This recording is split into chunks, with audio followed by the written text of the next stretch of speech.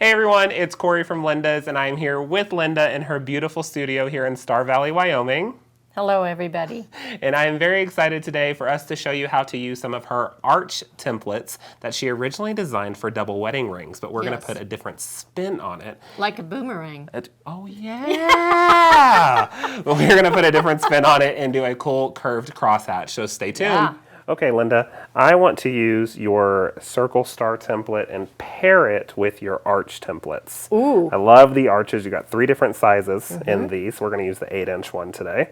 But I want to start with a base circle, and I'll use the outside of that to make it happen. I'm also going to combine it with the basic 8 stencil. Oh. Love the basic 8. Yeah. Okay. So label side down on this one. We're going to line up our 4 corners. In this case 3, because this is the good 3 points that we've got. Take our pounce powder, give it a nice hit. Brush this right on. Do not pounce. Do not pounce. A lot of people think you need to bounce it. No. No. You just brush it right on. Just like that. I like that. Perfect. If you have any excess powder, you can bounce it away. This is the point where you pounce. This is where you pounce. Okay. You can kind of pounce that away so it's not in your way and bouncing all around. We're going to grab our circle star, line this up as best we can with this section. I'm going to go a little bit off center here because we want to make sure we're making a full circle on this. Right. Plus you have your edge of your quilt. Correct. So we're going to make sure we've got plenty of spacing Great. on this one. Perfect. I'll come up to any place I would like to start. We'll say I want to start here. Pull up my thread. Few single stitches, get that back down, hold that nice and steady, and start making our way around.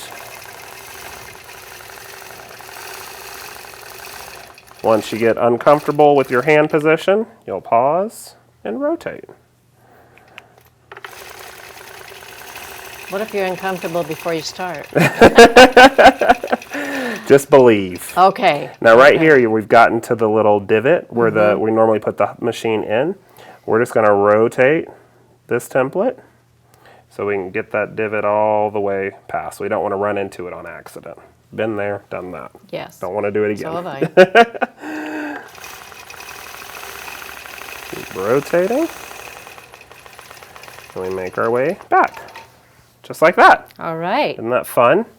Okay. So now I can take your arch template and begin to create a curved crosshatch. Oh, in that's this. going to be really fun. Okay. So what I'm going to do is I will pull up my thread so we can start fresh. It's easier that way on this technique. Just like that. And I am going to work away from me instead of keeping this behind the foot. I don't really know what direction I'm going. If I work this way as those lines are being stitched, I can line up them easily with the lines on my arch. Okay. Yes. And you can see here that we did that circle star a little off center, and our curved crosshatch will be a little off center. It's okay. It creates dimension and movement. If it's off center on purpose, we're fine. It's all good. Everything I do is on purpose. So we can start down at the edge. I'm going to put my foot right there, pull up my thread, a few tie-offs once again.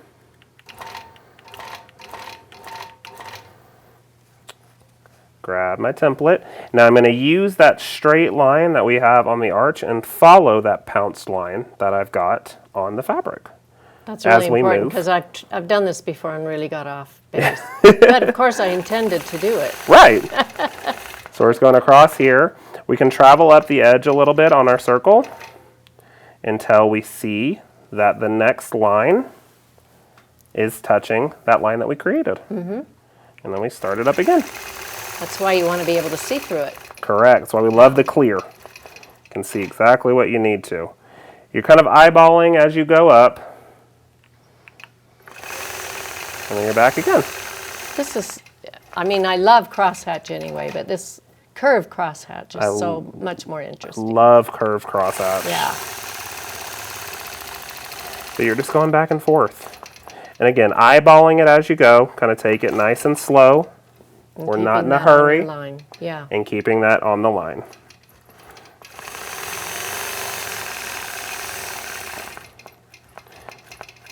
Just ease up to it. Perfect. And go. So you can see how that creates such a fun design with just a few simple tools. Even without crossing it, it's nice. Yep.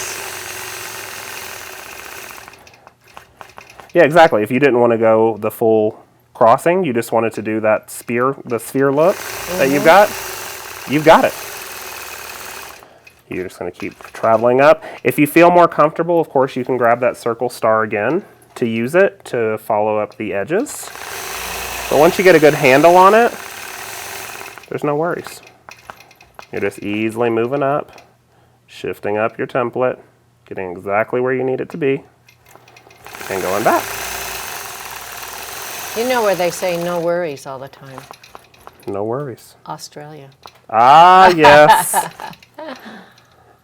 Just like that. No worries, mate. And of course we have our extended base on Correct. to do any of the ruler work. Makes it so much easier. Oh. I used to not have it, you know. Oh, when you first started out? Oh, no, we didn't have it for a long time. Oh. No. You have to have a base. So you were balancing on that little tiny throat plate. Ouch. Yeah, ouch. Yeah. I think I've got one more left in me. And then we will have to switch directions. Oh, very good. Just like that. So you have that one that way. And then if we whatever direction we want to go, we can go that way. You just want to make sure you've got that line to line up with. So this is where I'm going to start. I've got a perfect line to go this way. We're going to go horizontal throughout the way. Okay. I can't wait to see the finished product. Ditto. Big note, just make sure you go to the right line. Things start to get a little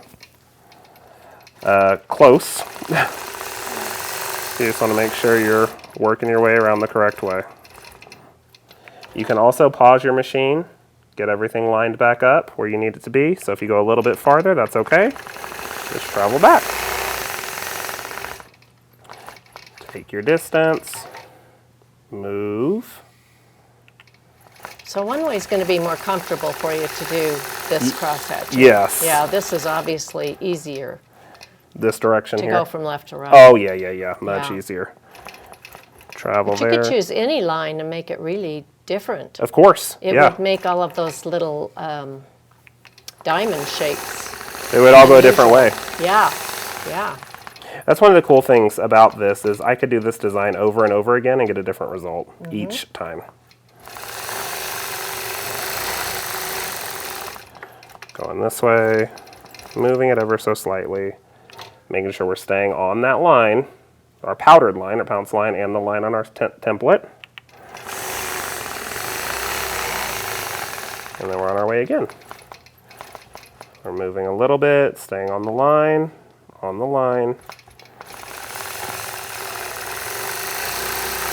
And this is coming out so, so good. I love this. You know what, Linda, you might not be able to keep this. This might come back home with me. That's okay.